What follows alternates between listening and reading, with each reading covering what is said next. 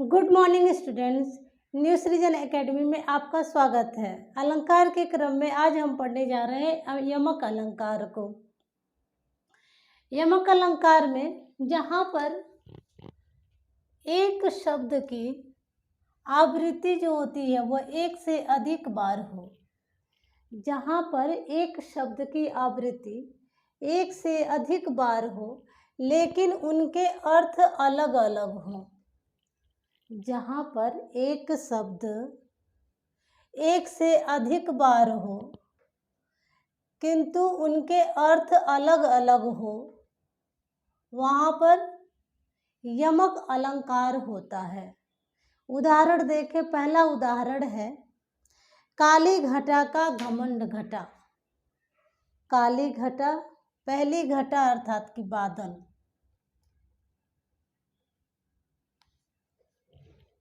और दूसरे घटा का मतलब है घटने से।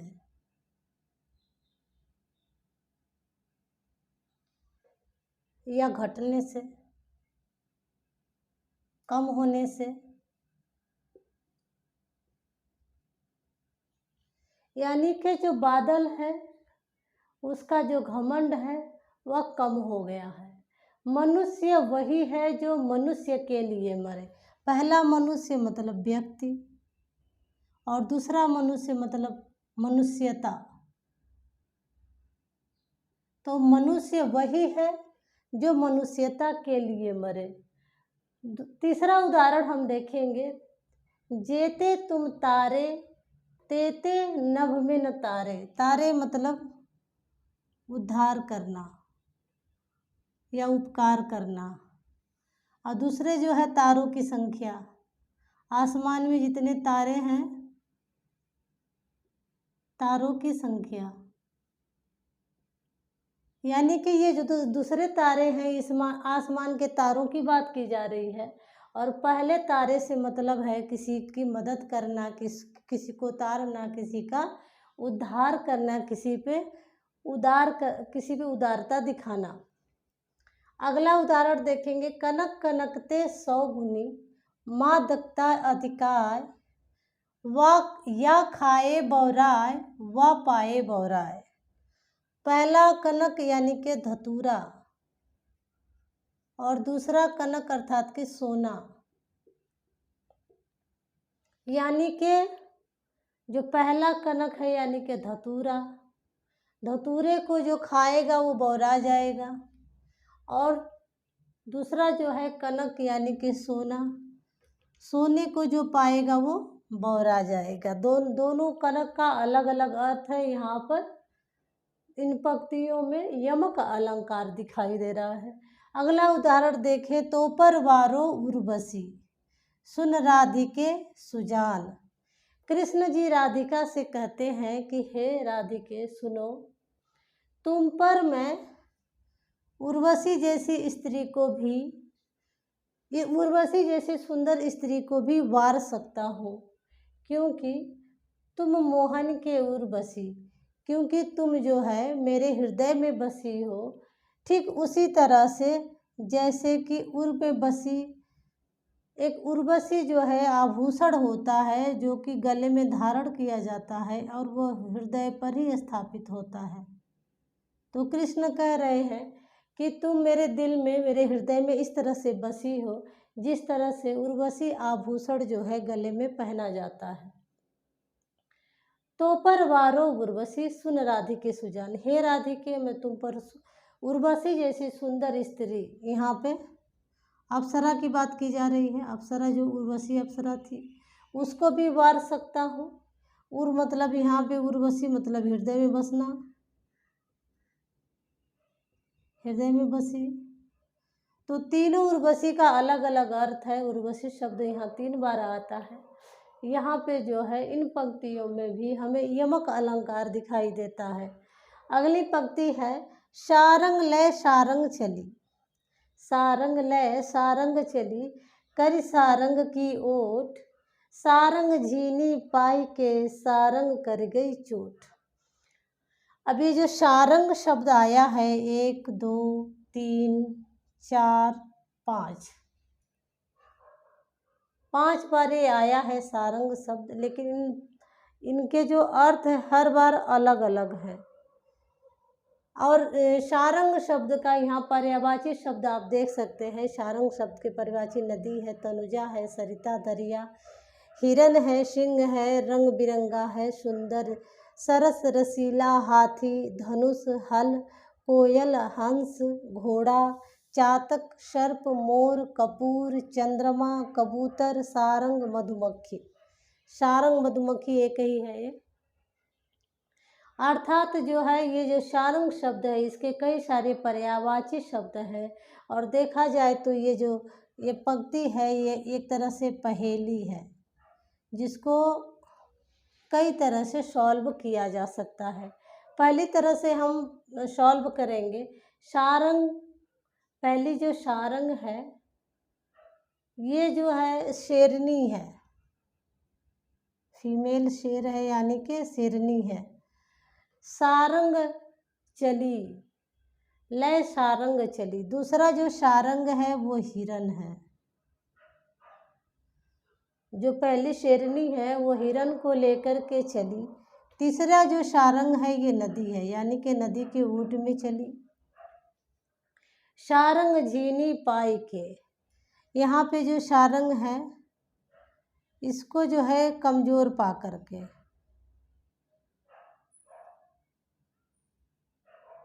यानी कि शेरनी को कमज़ोर पा करके। सारंग कर गई चोट, और ये सारंग जो है ये हाथी है। हाथी जो है क्या करता है, वो चोट कर देता है। ये तो एक पहला तरीका था जिस तरह से हमने इस पहेली को सॉल्व किया।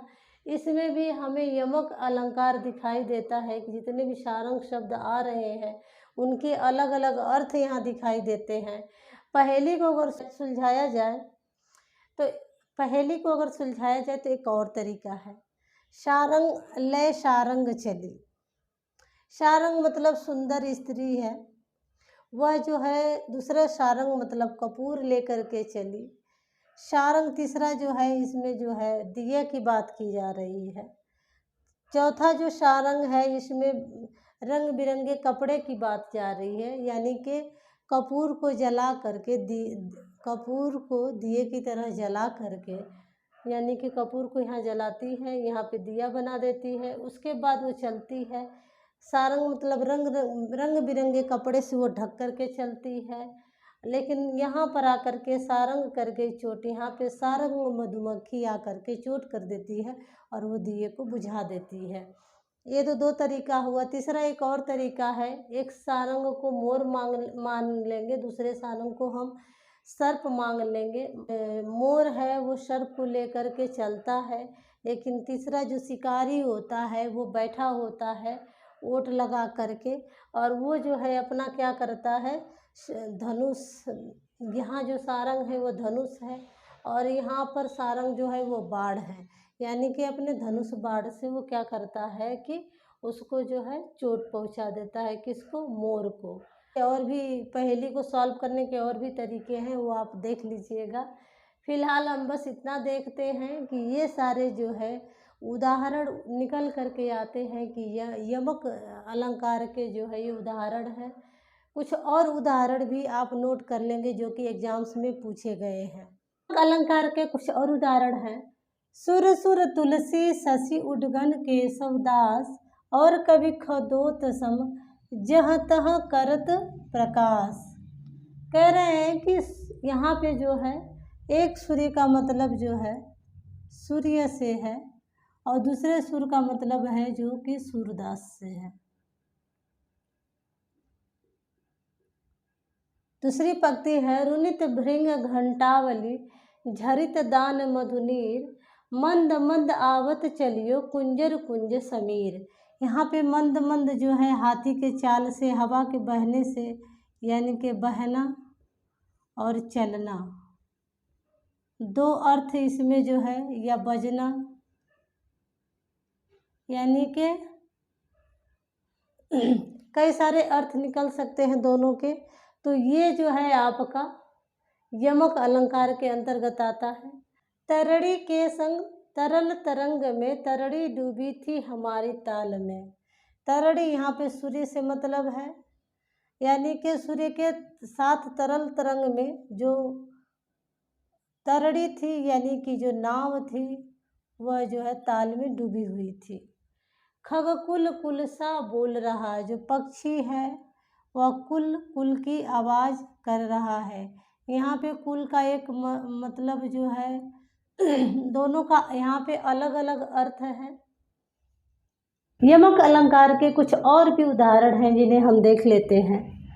सुर सुर तुलसी शशि उडगन केशव दास, और कवि खद्योत सम जहाँ तह करत प्रकाश।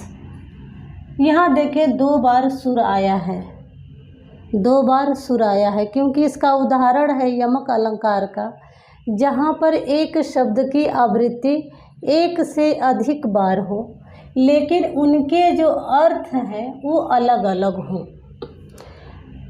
यमक अलंकार में जब एक शब्द की आवृत्ति एक से अधिक बार हो लेकिन उनके जो अर्थ हैं अलग अलग हों। अब देखिए ये 2 बार सुर आया है, एक सुर का मतलब है सूर्य और दूसरे सुर का मतलब है सूरदास।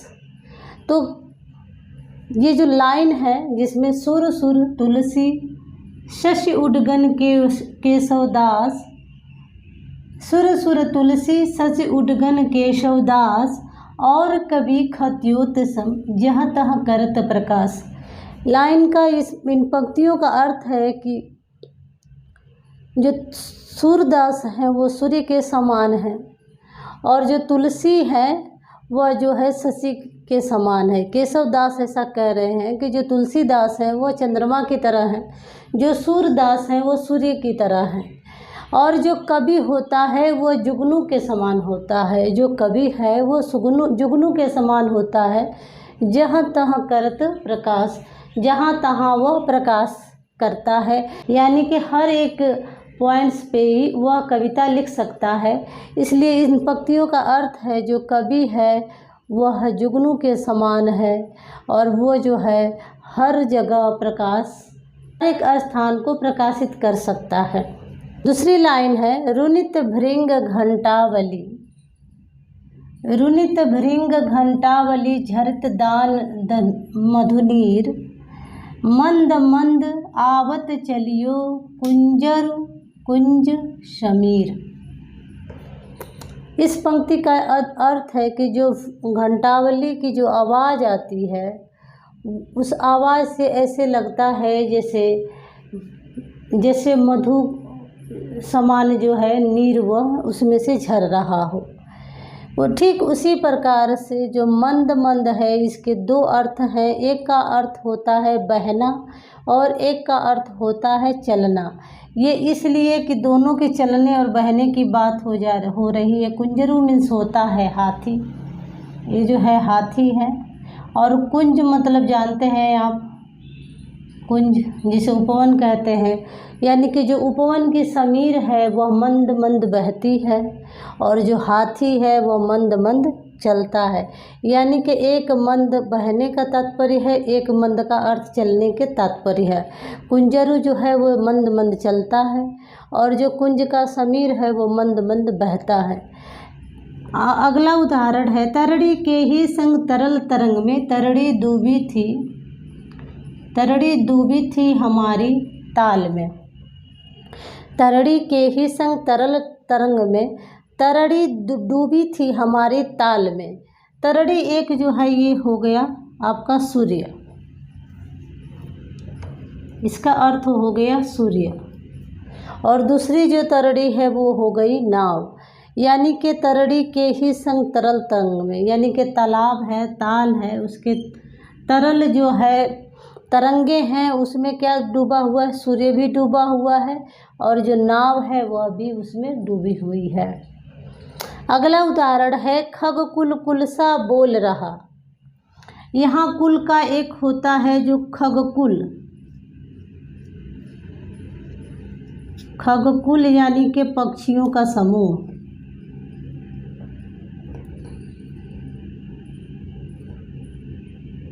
पक्षियों का समूह। एक कुल का अर्थ हो गया जो पक्षियों का समूह है वह कुल। दूसरा जो है वह ध्वनि से मतलब है, यानी कि जो खगकुल है वह कुल सा बोल रहा है। यहाँ देखिए दोनों कुल का अलग अलग अर्थ निकल के आता है। नेक्स्ट उदाहरण है 3 बेर खाती थी वह 3 बेर खाती थी। अब यहाँ पे एक 3 बेर का मतलब है संख्या से, जो बेर है उसकी संख्या 3 है, और दूसरा जो है ये बेर है मतलब समय है, यानी कि टाइम है, ये टाइम,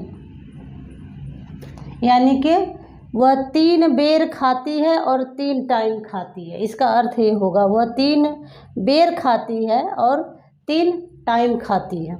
अगला उदाहरण देखते हैं, कभी कहे कभी बेनी बेनी।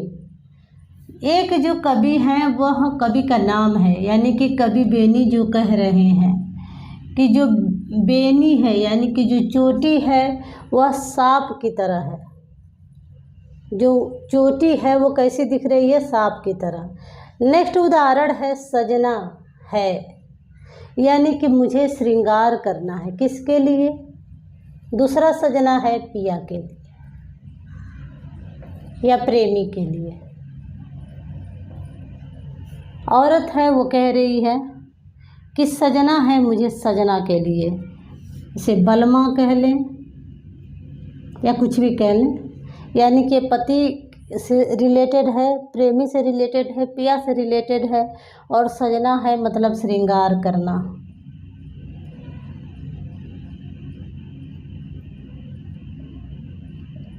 ये रहे यमक अलंकार के और भी अद्भुत उदाहरण जो एग्जाम्स में बार बार पूछे जाते हैं, लेकिन इनका कहीं भी अर्थ नहीं बताया गया है। गूगल पे सर्च करेंगे वहाँ नहीं मिलेगा, आप इसको देखेंगे तो आपको ये यूट्यूब पे भी नहीं मिलेगा। क्यों?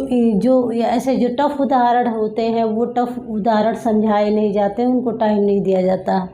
लेकिन मैंने ये छोटी सी कोशिश की है। ये जो टफ है, तुलसी शशि उद्गन केशव दास और कवि खद्योत सम जह जह करत प्रकाश रुनित भृंग घंटावली झरित दान मधुनीर मंद मंद आवत चलियो कुंजर कुंज शमीर। तो ये कुछ उदाहरण हैं जो कि थोड़े से कठिन थे, उनको मैंने समझाने की कोशिश की है। उम्मीद है कि आपको यह जो है यमक अलंकार जो है अच्छी तरह से समझ में आ गया होगा। अगली वीडियो में मैं आपको श्लेष अलंकार को पढ़ाने जा रही हूँ। तो आज के लिए बस इतना ही। वीडियो को लाइक कर दें, शेयर कर दें, चैनल को सब्सक्राइब कर दें, मेरा प्रोत्साहन बढ़ाएं। Thank you students.